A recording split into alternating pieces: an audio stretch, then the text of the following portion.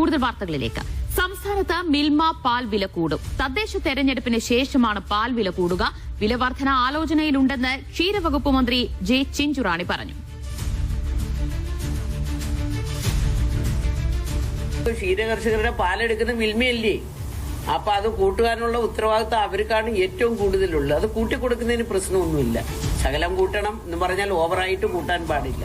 തെരഞ്ഞെടുപ്പ് വരുന്ന ഒരു സാഹചര്യത്തിൽ ഞങ്ങൾ ഇപ്പൊ അതിനെക്കുറിച്ച് ചിന്തിക്കുന്നില്ല. തെരഞ്ഞെടുപ്പിന്റെ വിജ്ഞാപനവും ഇതുമെല്ലാം തെരഞ്ഞെടുപ്പ് നടന്നു കഴിഞ്ഞ് നമ്മളിങ്ങോട്ട് പോകുമ്പോൾ ഇവരൊന്നുകൂടി ബോർഡിൽ ആലോചിക്കും. ഇവരായ ബോർഡിനൊരു കമ്മിറ്റിയൊക്കെ രൂപീകരിച്ച് അതിന്റെ ഒരു റിപ്പോർട്ടും എല്ലാം അവർ മേടിച്ചു വെച്ചിട്ടുണ്ട്. അത് കഴിഞ്ഞ് ആലോചിച്ചാൽ അപ്പോഴേ ഞങ്ങൾ എന്താണെന്ന് വെച്ചാൽ അവർ തരുന്ന റിപ്പോർട്ട് അനുസരിച്ച് ഞങ്ങൾ കൈകാര്യം ചെയ്യും.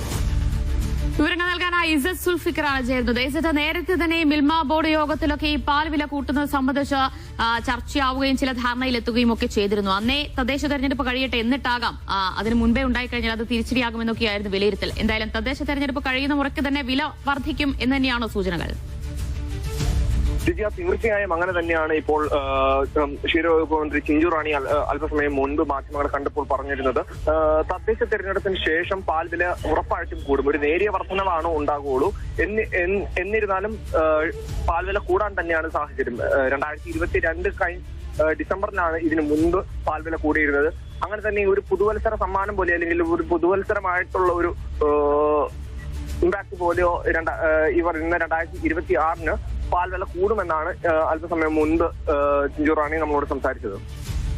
ശരി, മിൽമ പാലിന് വില കൂടും. തദ്ദേശ തെരഞ്ഞെടുപ്പിന് ശേഷം വില വർദ്ധിക്കും എന്നാണ് മന്ത്രി ജെ ചിഞ്ചുറാണിയുടെ വാക്കുകളിൽ നിന്ന് ലഭ്യമാകുന്ന സൂചന. ഇസത്ത് സുൽഫിക്കറാണ് വിവരങ്ങൾ നൽകിയത്. സർക്കാർ